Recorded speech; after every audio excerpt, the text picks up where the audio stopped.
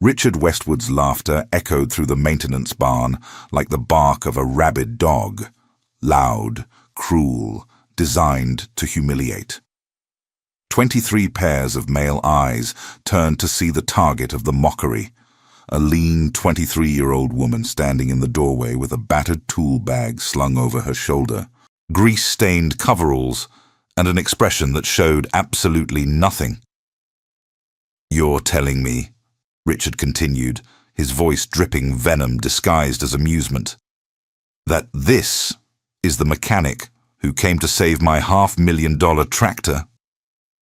He looked around, seeking complicity, and found it in the smiles of managers, certified mechanics, and field operators who had been summoned to witness the spectacle. "Gerald, tell me this is a joke." Emily Clark didn't move, didn't step back, didn't lower her eyes. She just stood there, on the border between the scorching July sunlight and the cool shadow of the barn, waiting. She had learned long ago that reacting only fed men like Richard Westwood. Silence and competence were her only weapons in a world that saw her as an invader from the moment she was born female. The John Deere 9Rex 640 stood behind Richard like a dead dinosaur, 20 feet of green and yellow metal, tank-like tracks, 640 horsepower, silent for 4 days. 4 days of lost harvest. 4 days of $12,000 burned per day. $48,000 already evaporated while 3 certified mechanics with decades of experience failed to make that machine breathe again. And now she was here. Emily Clark, 23 years old, 5'4", 130 pounds soaking wet. Thrift store clothes stained with grease that no wash could remove. No official certifications hanging on any wall, no framed diploma. Nothing but knowledge that nobody believed she possessed. "Mr. Westwood." Her voice came out calm, controlled. "I came for the mechanic position. I heard you're having problems with the 9RX. Richard took a step forward, and Emily could smell his expensive cologne mixed with arrogance.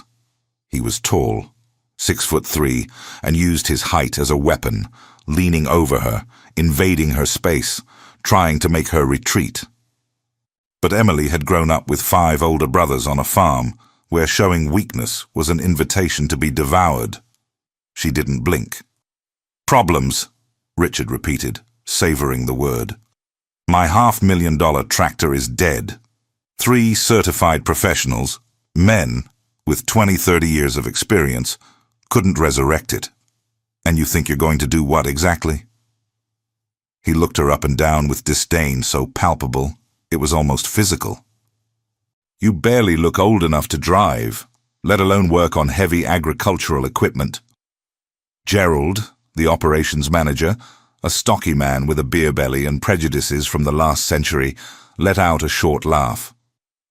"Mr. Westwood, with all due respect, I think the young lady got confused. Housework is at the main house, on the other side of—" "I know what a John Deere 9RX 640 is," Emily interrupted, her voice still calm, but with steel firmness underneath. "Cummins X15 engine, 15 liters, 640 horsepower, high-pressure common rail system, auto power transmission with 18 speeds, hydraulic system with 140-gallon-per-minute flow, operating weight of 57,000 pounds, market value between $450,000 and $550,000 depending on configurations." She paused, letting the numbers hang in the air. "And I know exactly why it's not running."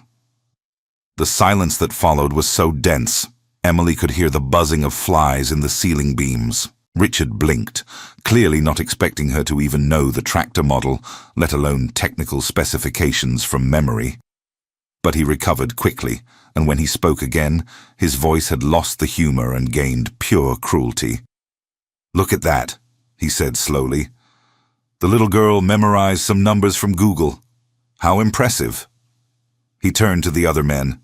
"Someone give her a round of applause. Come on, she managed to use a computer." The laughter was louder this time. Emily felt heat rising up her neck. Not from shame, but from anger she forced down with years of practice. She couldn't afford to explode, couldn't afford to leave, because her mother was at home waiting for diabetes medication that cost $400 a month. Because rent was 3 weeks late. Because the grocery store bill had reached $380, and the owner had said he couldn't extend more credit. So Emily did the only thing left to do. "If I fix that tractor," she said, and her voice cut through the laughter like a knife through butter, "how much will you pay?" The barn went silent again. Richard turned slowly, and there was something new in his eyes now. Not respect, but the expression of a predator that had just seen prey do something unexpectedly stupid. "What?" "The tractor," Emily repeated, pointing to the dead machine behind him. "If I make it run, how much are you willing to pay?"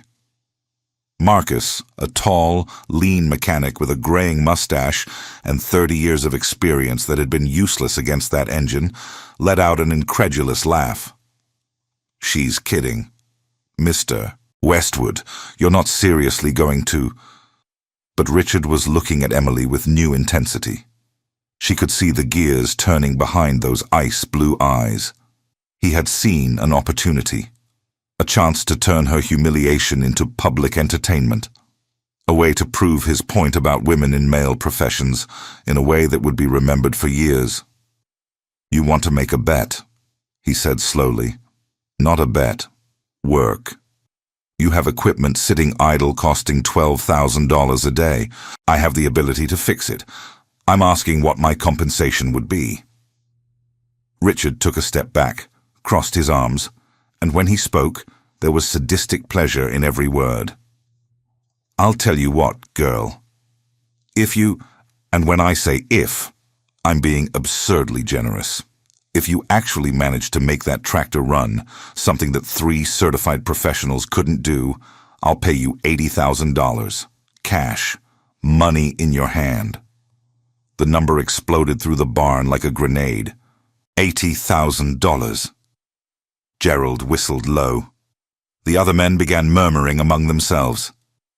Emily felt the ground move beneath her feet, but kept her expression neutral.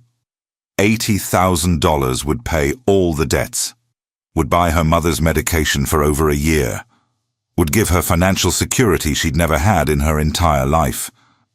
But she knew exactly what Richard was doing. The amount was absurdly high because he was absolutely certain he would never have to pay it.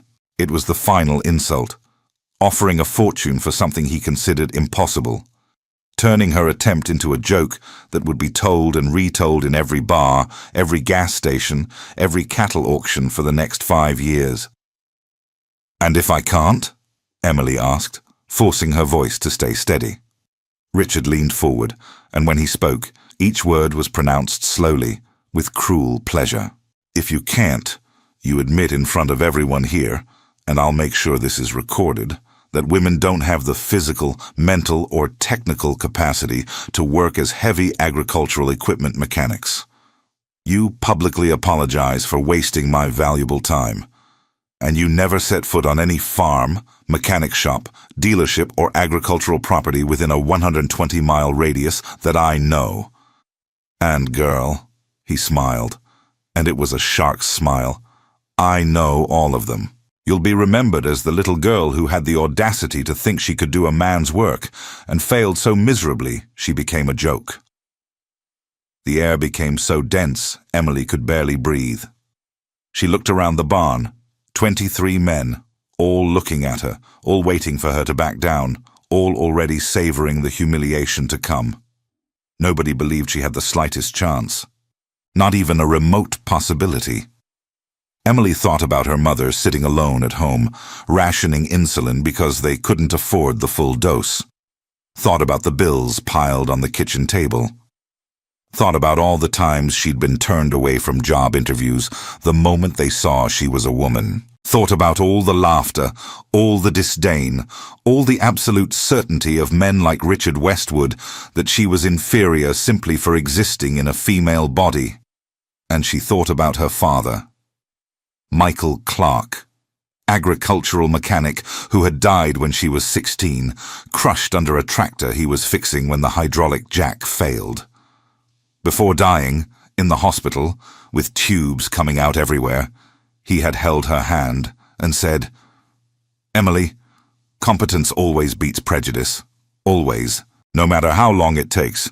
You just need to be patient enough to prove it." Emily extended her hand. "I accept." Richard looked at the extended hand for a long moment. For a fraction of a second, something passed across his face. Maybe doubt, maybe the distant realization that he had gone too far, that he was about to cross a line he shouldn't, but his ego, fed by decades of unchallenged power, didn't allow retreat. He shook Emily's hand with excessive force, bones creaking, trying to hurt her. She showed no pain. Didn't give him that satisfaction.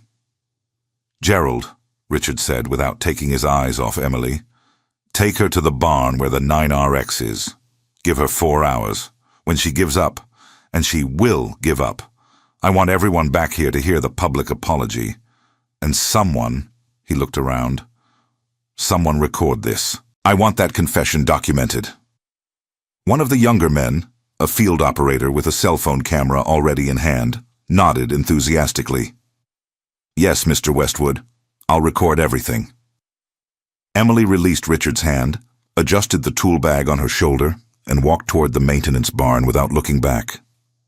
She could feel all eyes burning into her back, could hear the murmurs, the low laughter, the bets being made about how long it would take her to give up. 30 minutes, one said. She won't even know where to start. 2 hours max, another bet. When she realizes she's lost, she'll make up an excuse and run off. She won't even start the engine. A third laughed. She'll probably cry and apologize before the end of the first hour. Emily blocked out the voices. Let them become background noise as she walked across the farmyard, the July sun beating on her back, sweat already beginning to form under her clothes. Gerald walked beside her, huffing with the effort of keeping up with her pace, clearly irritated at having to waste his time. "Look, girl," he said as they approached the secondary barn where the tractor was, "I've got nothing against you personally, but you're making a huge mistake. That tractor broke the soul of mechanics with 30 years of experience, men who grew up with these machines. You'd be happier and save yourself a lot of humiliation if you just admitted now that this is beyond your capabilities and looked for a more suitable job." Emily stopped and looked at him. "Like what? Housework? Secretary? Cook?" Gerald shrugged, not noticing the poison in his own words. "Look, there's no shame in that. Women are good at certain things, men at others. It's just biology. You don't have the physical strength, don't have the mental structure for complex mechanical reasoning, don't have the problem with the 9RX," Emily interrupted, her voice cold as ice, "is a calibration failure in the ECM module.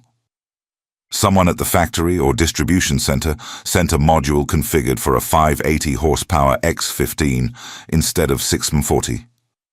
The fuel injection parameters are wrong by approximately 12%. The engine starts and runs for about 25 to 30 seconds using standard startup protocols, but as soon as the ECM takes full control and tries to apply its stored parameters, it creates desynchronization that the safety system interprets as critical failure and shuts down the engine to prevent damage. Gerald stopped walking. His mouth opened slightly, but no sound came out. Emily kept walking toward the barn. "You guys checked mechanical components, changed sensors, replaced the entire module with a new one. But nobody thought to check if the module's internal calibration matched the machine's specifications. It's a stupid logistics error, but it's not something that shows up on a basic OBD scanner. You'd need to dive 3 layers deep into low-level programming to see it." She reached the barn door and stopped, turning to look Gerald in the eyes. "And before you ask how I know this without having seen the tractor, the answer is simple. I read John Deere technical service reports. I monitor specialized forums. I study field bulletins. And I've seen exactly this problem happen on 3 different 9RX units in the last year and a half on farms between Nebraska and Oklahoma. 2 of the cases were misdiagnosed as hardware failures. In the 3rd, a factory technician finally discovered the wrong calibration after 2 weeks. Gerald was pale. How did you... You can't just... 4 hours, Emily said, opening the barn door. I won't need even half of that. And then she entered, leaving Gerald standing outside, slack-jawed, as the door closed behind her with a metallic echo that sounded like the beginning of a war. The John Deere 9RX 640 stood in the center of the barn like an altar to male impotence. Emily walked around the machine slowly, hands on hips, studying every inch. The marks were evident, bolts removed and replaced multiple times, connections showing recent manipulation, parts that had been touched by desperate hands searching for a problem they couldn't see. She placed her battered tool bag on the floor and began taking out what she needed. She didn't have sophisticated digital scanners, didn't have diagnostic equipment that cost $50,000. What she had was a 2015 Dell laptop with a cracked screen, a used digital multimeter, basic tools she'd accumulated over the years, and knowledge nobody believed she possessed. Emily climbed onto the tractor's track and entered the cab. She sat in the operator's seat and turned the ignition key without hesitation. The Cummins X15 awakened with a roar that made the tools on the wall vibrate. 15 liters of diesel and steel, 640 horsepower trying to come back to life. Emily closed her eyes and just listened. Didn't pay attention to the error codes on the digital panel. Didn't look at the warning lights. Just listened to the engine's rhythm, the beat of the pistons, the whisper of air being pulled through the intake system. 10 seconds, 15, 20. At 23 seconds, she heard the irregularity begin. Very subtle. A tiny hesitation in cylinder 5. Timing imperceptibly off. At 28 seconds, the engine began to cough. Misfires. Cumulative desynchronization. At 31 seconds, it died completely. Emily opened her eyes and smiled. Not a happy smile.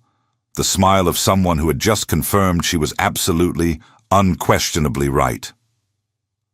"Got you, old girl," she whispered to the dead machine.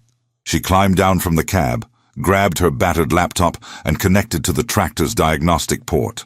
Her fingers flew across the keyboard, navigating through menus that most certified mechanics didn't even know existed, diving into layers of programming that were John Deere's protected property.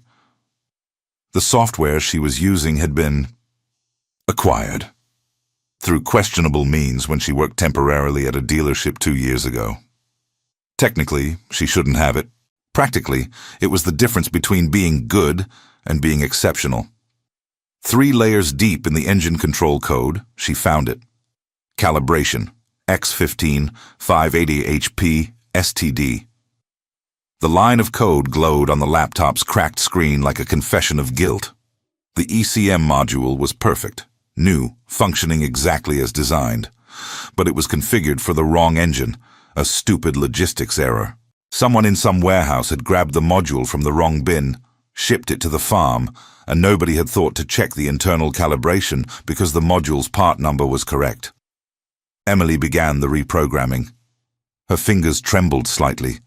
Not from nervousness, but from pure adrenaline. If she made a mistake, if she typed one wrong command, she could permanently fry the module. $14,000 of irreversible damage, the end of any chance of getting that $80,000. But she wasn't going to make a mistake. She knew exactly what she was doing. 26 minutes later, the recalibration was complete. Emily saved the changes, disconnected the laptop, and stood staring at the tractor for a long moment.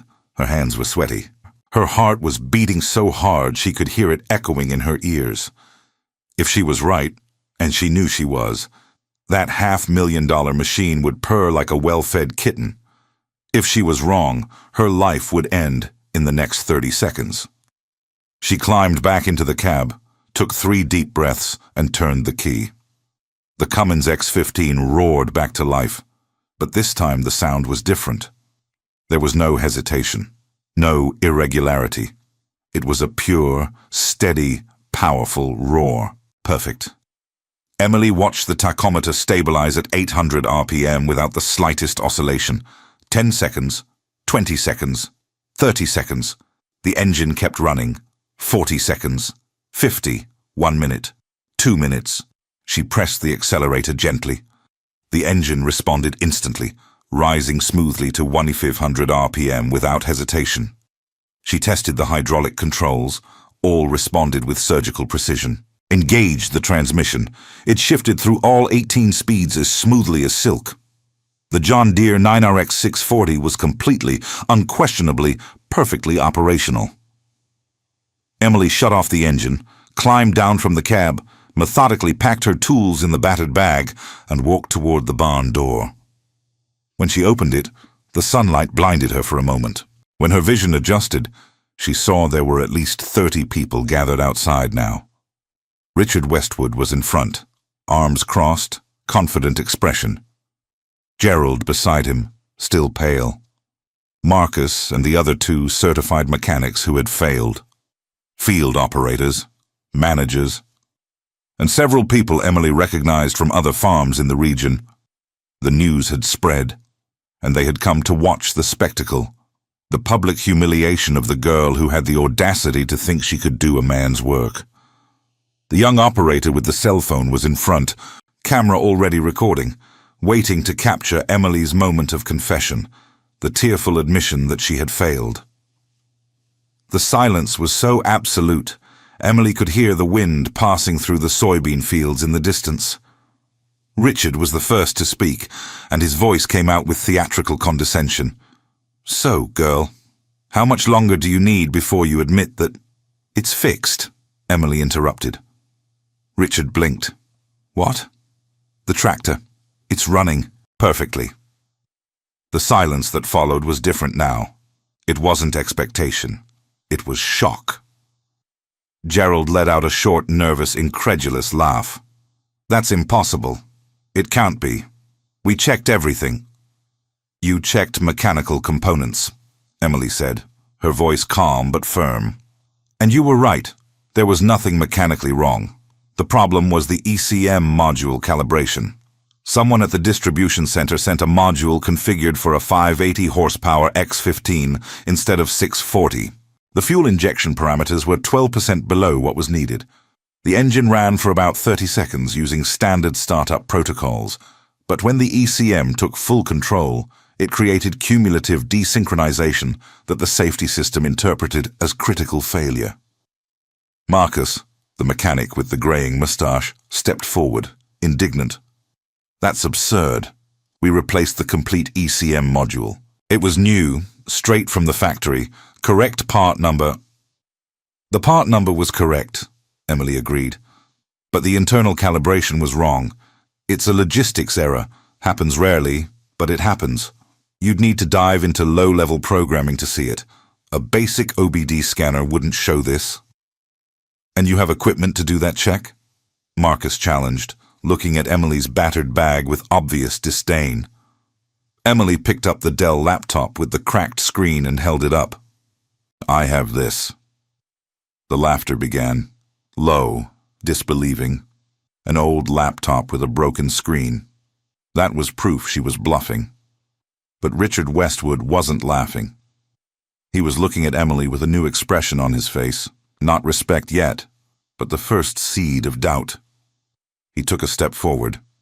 "If you really fixed it, prove it. Start the tractor. Here, now, in front of everyone." Emily maintained eye contact with him. "Are you sure? Because once I start that engine and prove it's running, the $80,000 is mine. No takebacks. No, let me check with my lawyers. No excuses. Cash, money in my hand. Today." The crowd murmured. Richard felt the weight of all eyes on him. He had made the bet in front of witnesses, had offered $80,000 with such confidence he would never have to pay. And now this skinny girl was standing there, calm as still water, challenging him to honor his word. "Start the tractor," Richard said, his voice hard. Emily turned and walked back to the barn. The entire crowd followed her like a procession, squeezing into the entrance, cell phones raised, everyone wanting to see the moment she failed. Because she had to fail. It was impossible she had succeeded. Impossible that 3 certified mechanics had missed something a 23-year-old girl found. Emily climbed into the John Deere's cab. Through the glass window, she could see all the faces looking at her. Richard Westwood in front, jaw tense. Gerald beside him, visibly nervous. Marcus and the other mechanics, arms crossed, waiting for failure. And back there, almost hidden in the crowd, Emily saw a woman. She must have been about 50, simple work clothes, graying hair pulled back in a ponytail. Her eyes met Emily's through the glass, and she did something nobody else was doing. She nodded, once, slowly. A gesture of silent encouragement from a woman who knew exactly what Emily was facing. Emily nodded back. Then she put her hand on the ignition key and turned. The Cummins X-15 awakened with a roar that made the entire barn vibrate. But it wasn't the irregular, hesitant roar it had before. It was a uniform, steady, powerful roar, the sound of 640 horsepower functioning exactly as they were designed to function. Emily watched the panel. All green lights, no error codes, perfect oil pressure, temperature rising normally, tachometer stable at 800 RPM. 10 seconds, 20, 30. The engine kept running, 40, 50, 1 minute. She pressed the accelerator. The engine responded instantly, rising to 2,000 RPM without hesitation. She tested the hydraulic controls. The front arm moved with perfect precision. Engage the transmission in first. It shifted so smoothly you could barely feel the engagement. 2 minutes, 3 minutes. Emily shut off the engine and climbed down from the cab. The silence in the barn was so profound she could hear her own breathing. She walked through the frozen crowd toward Richard Westwood, stopped 3 feet from him. And when she spoke, her voice echoed through the barn like a bell. $80,000. Cash. Today. Richard was white as paper. His mouth opened and closed with no sound coming out. He looked at Gerald, who appeared to be in shock. Looked at Marcus, who was staring at the tractor like it was a ghost. Looked at the crowd, and saw on everyone's faces the same unspoken question. How? "I don't—" "You couldn't have," Richard stammered. "Verbal contract," Emily said calmly. "Made in front of 23 witnesses, recorded on video." She pointed to the young operator who still had his cell phone raised, recording everything. "If I fixed the tractor, you'd pay $80,000. I fixed it. You owe $80,000. I need to verify. My lawyers will—" "Your lawyers will tell you that a verbal contract made in front of witnesses is legally binding in the state of Oklahoma," Emily interrupted. "They'll tell you that you offered a specific amount for a specific service. I executed the service. You owe the amount. And if you try not to pay, I'll sue for breach of contract and for defamation, because you made public statements questioning my professional competence without basis. The video recordings will show exactly that." Richard stepped back as if he'd been slapped. You're not just a mechanic." Emily smiled. It was a cold smile, without humor. "No, I'm not. I was just a mechanic when I got here. Now I'm the mechanic who fixed what 3 certified professionals couldn't. I'm the mechanic who just earned $80,000. And I'm the mechanic you'll remember every time you think about underestimating someone based on gender." Marcus stepped forward, trying to save some dignity.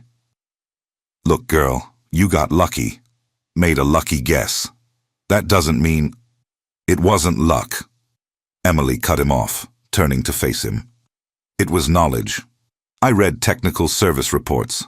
I monitor specialized forums. I study John Deere field bulletins. I've seen this specific problem happen on 3 other 9RX units in the last year and a half.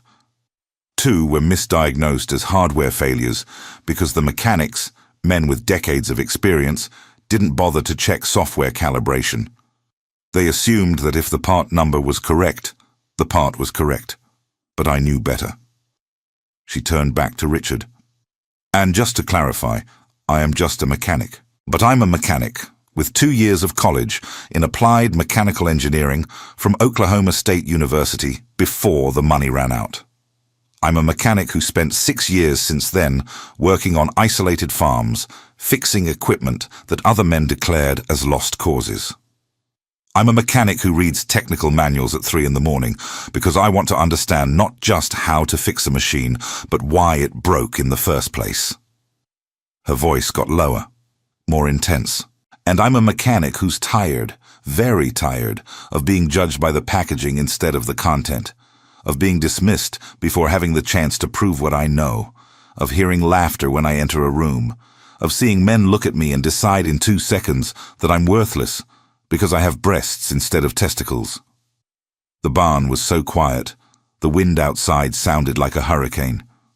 Emily reached into her pocket and pulled out a folded paper. This is the contract I brought. It specifies the service, repair of the John Deere 9RX 640, and the agreed payment of $80,000. There's space for your signature, my signature, and signatures of 2 witnesses. She extended the paper to Richard. Sign. Now. Or my lawyers, yes, I have lawyers, will contact yours Monday morning. Richard looked at the paper as if it were a venomous snake. His hands trembled when he took it. He read quickly, looking for legal traps, but the document was straightforward. Simple. Inescapable. I don't have $80,000 in cash, he said weakly. Wire transfer works, Emily responded, or certified check. You have until end of business Monday.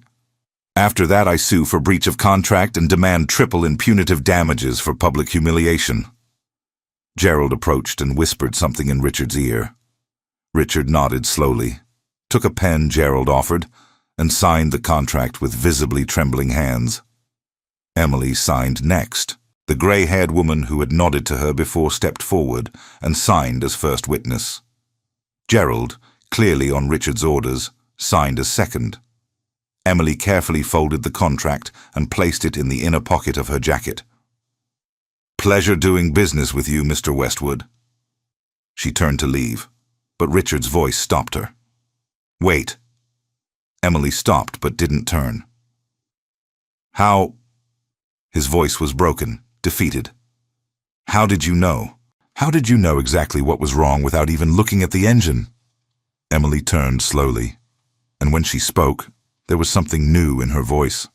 Not anger, not triumph, but something like sadness. Because I pay attention, Mr. Westwood. When I heard your 9RX had been down for 4 days, that 3 certified mechanics had failed, that you'd replaced the ECM module with a new one, and the problem still persisted, I thought. I didn't assume. I didn't blindly trust expensive equipment. I thought about what could cause that specific failure pattern. She paused. And the difference between me and those 3 certified mechanics isn't that I'm smarter. It's that they didn't need to prove anything. When they got here, you treated them with automatic respect because they were men, because they had certifications, because they wore nice uniforms and drove expensive trucks. Nobody questioned their competence. So when they failed, you assumed the problem was impossible to solve. Emily began walking toward the exit. But when I got here, you laughed in my face, told me I wasn't capable, offered me a fortune because you were absolutely certain I would fail. And you know what that did? It made me work 10 times harder, made me study every possibility, made me think instead of just following standard protocols. She stopped at the door and looked back one last time. So thank you, Mr. Westwood, for underestimating me, for humiliating me, for making a bet you were sure you'd never have to pay, because that $80,000 is going to change my life. But more important than that, this day will be remembered. Every time someone in the region thinks about dismissing a female mechanic, they'll remember the girl who fixed what the men couldn't. And maybe, just maybe, the next woman who shows up looking for work will get a fair chance. Emily walked out of the barn into the scorching July sun, leaving behind a silence so dense it seemed solid. She walked to her battered 1995 Ford Ranger, threw the tool bag in the bed, and got into the cab. Her hands were shaking now, not from fear, but from pure adrenaline, from relief, from euphoria so intense she had to grip the steering wheel hard to stabilize herself. $80,000. She had just earned $80,000. But as she started the ignition and began driving off the property, Emily wasn't thinking about the money. She was thinking about Richard Westwood's face when the engine started, the shock in Gerald's eyes, the way Marcus had stepped back as if he'd been struck. She was thinking about the grey-haired woman who had nodded to her, who had stepped forward to sign as a witness without being asked.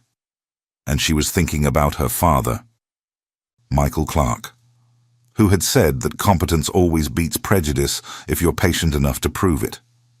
"We did it, Dad," she whispered as she drove down the dusty road toward town. "We finally proved it." The story spread like wildfire through dry grass. Westwood Farm, 23-year-old mechanic, $80,000. In every bar, every gas station, every cattle auction, every corner store within a 120-mile radius, people talked about the girl who had humiliated Richard Westwood on his own turf. The details amplified with each retelling.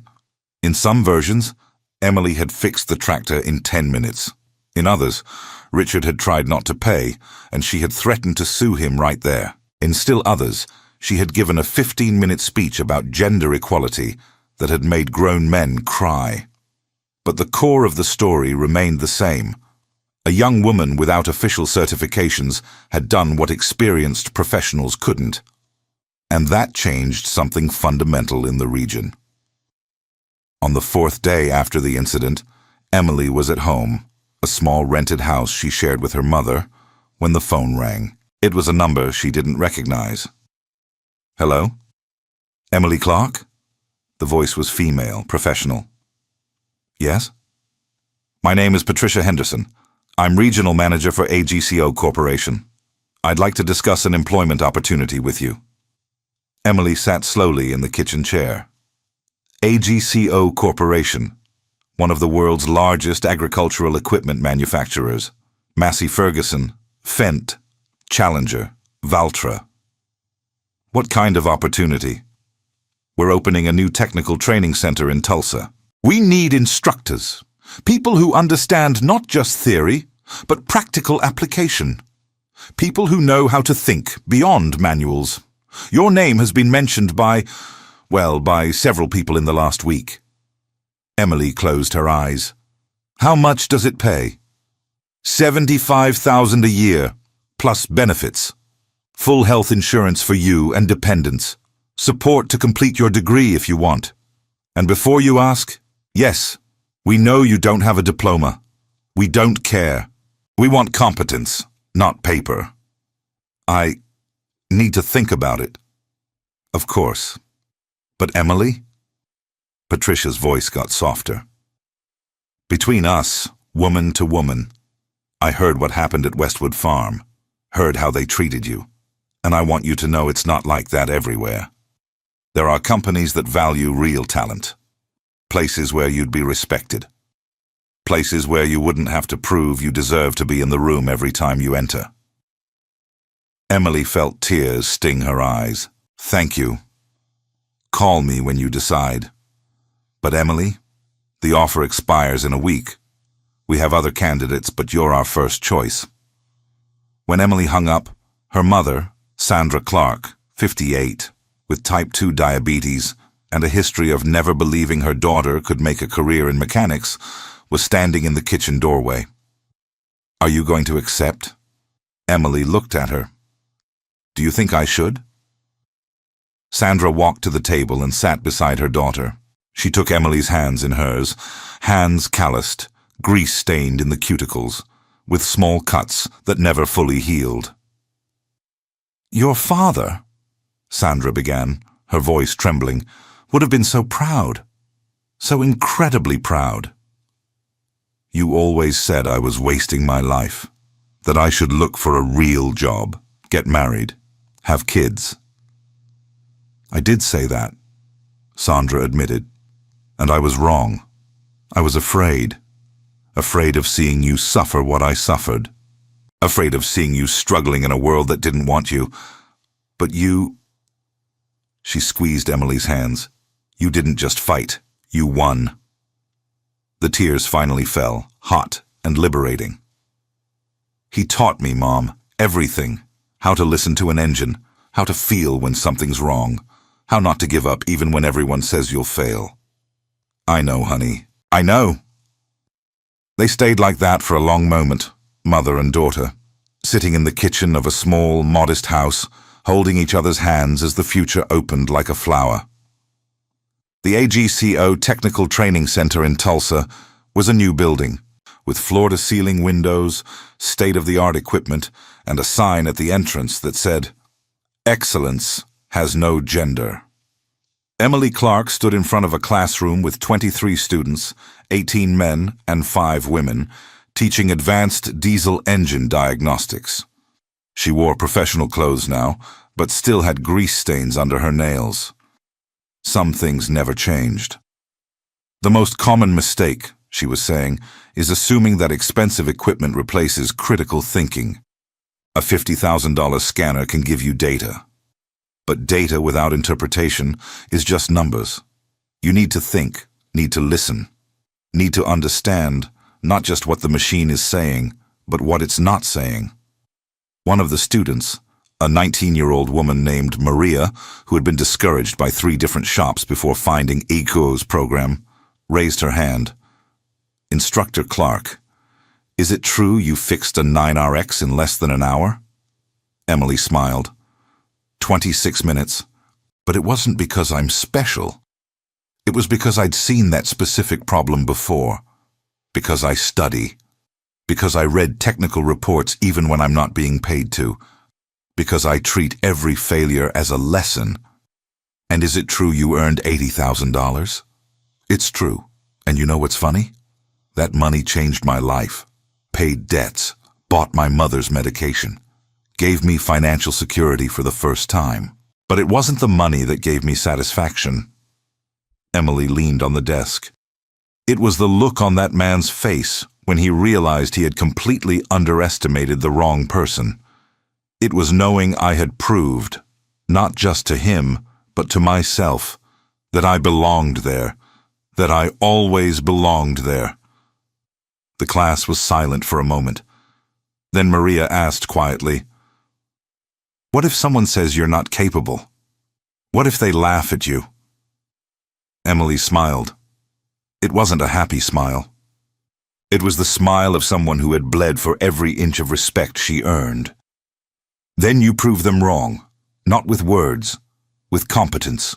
You study harder, work harder, learn more.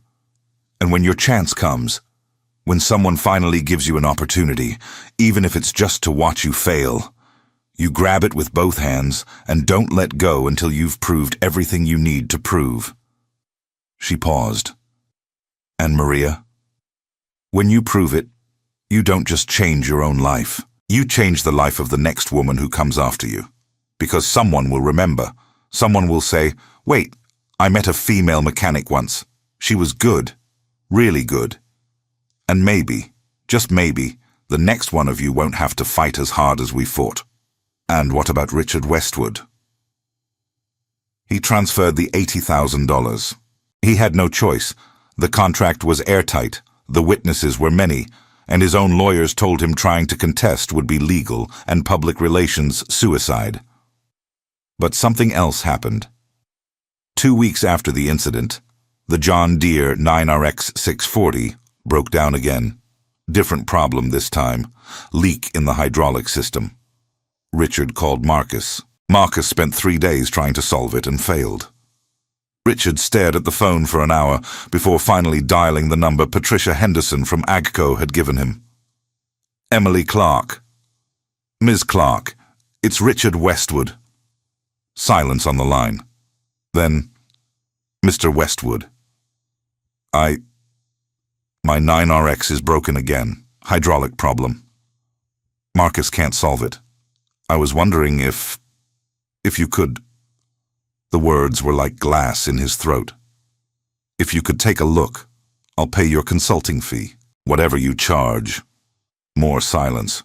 Richard could almost hear her thinking, weighing, deciding if it was worth it. $500 an hour, 3-hour minimum, payment up front. Agreed. And Mr. Westwood? When I get there, you're going to treat me with respect. You won't make jokes, won't question my methods, won't give me that look that says you don't believe I know what I'm doing. Because if you do any of those things, I leave that same minute and you can figure out yourself that the return hose on cylinder 5 of the hydraulic system has an internal rupture that doesn't show up on visual examination. Understood? Richard swallowed hard. Understood. I'll be there in 2 hours. When Emily arrived at Westwood Farm for the second time, there was no crowd, no laughter. Richard Westwood was alone in the barn, waiting, with an envelope containing $1,500 in cash. Ms. Clark, Mr. Westwood. She took the envelope, counted the money, put it away. Show me the tractor. She fixed it in 43 minutes. Exactly the problem she had diagnosed on the phone. Return hose with internal rupture invisible to the naked eye. Replaced the part, purged the system, tested all cylinders. When she finished, Richard was watching from a respectful distance. "How did you know?" he asked. "On the phone. You hadn't even seen the machine." Emily methodically packed her tools before responding. "Because you described the symptoms, gradual loss of hydraulic pressure in cylinder 5 specifically, no visible leaks, clean fluid. That suggests internal rupture in a hose that allows fluid to escape to the outer chamber of the hose, but not outside. It's a known problem in 9RXs manufactured between March and June of last year. There was a batch of defective hoses from the supplier." Richard nodded slowly. Then, with visible effort, "You were right about everything, and I apologize for what I said, how I treated you. You didn't deserve that." Emily looked at him for a long moment. "No, I didn't. But thank you for acknowledging it." She started walking toward her truck, no longer the battered 1995 Ranger, but a new Ram 2500 she'd bought with part of the $80,000. "Ms. Clark?" She stopped. If you ever want to work here as a consultant, fixed salary, benefits, I'd be willing to—" "No, thank you," Emily interrupted. "I already have a job, one that respects me." She climbed into the Ram and drove away, leaving Richard Westwood alone in the barn with his expensive machines and his newly discovered humility. Epilogue. 2 years later. Clark's workshop opened on a 10-acre property on the outskirts of Tulsa. It wasn't just a shop. It was a training center, specializing in heavy agricultural equipment, with special focus on recruiting and training women mechanics. The sign at the entrance said, "Clark's Workshop, Specialized Agricultural Mechanics." Competence has no gender. Founded by Emily Clark, 2024. Emily had used part of the $80,000, combined with a small loan and investment from Patricia Henderson, to buy the property. She had left her job at AGCO, amicably, with an enthusiastic letter of recommendation, to build something of her own. On opening day, there was a line: farmers who had heard stories, farm owners who had never had a mechanic who took them seriously, young women who wanted to learn. And there in the back, almost hidden, Richard Westwood. When the crowd dispersed, he approached. "Ms. Clark, impressive place. Thank you. I brought this." He extended an envelope. "It's not money. It's a letter of reference, detailing the work you did for me, how you saved my harvest. If you need credibility with farmers who are skeptical about female mechanics, this might help. Emily took the envelope, opened it, read. It was detailed, complimentary, specific about her technical competence. It ended with, "Emily Clark is the most competent mechanic I have ever hired, regardless of gender. Any farm would be lucky to have her." "Thank you," she said quietly. "This means something." Richard nodded, then with hesitation. "I learned from you. Learned I was wrong about many things, and I'm trying to be better. It's a slow process, but I'm trying." Emily extended her hand. "Then you're on the right path."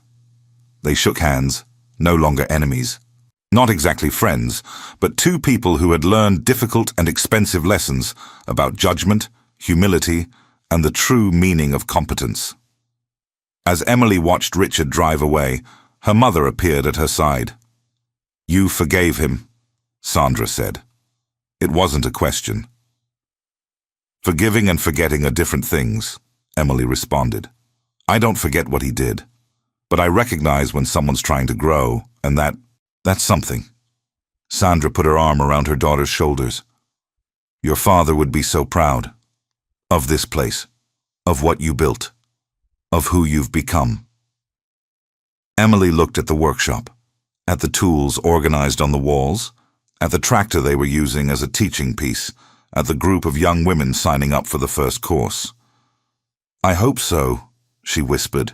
"I really hope so." And somewhere, in some dimension where dead mechanics watch their children with pride, Michael Clark smiled.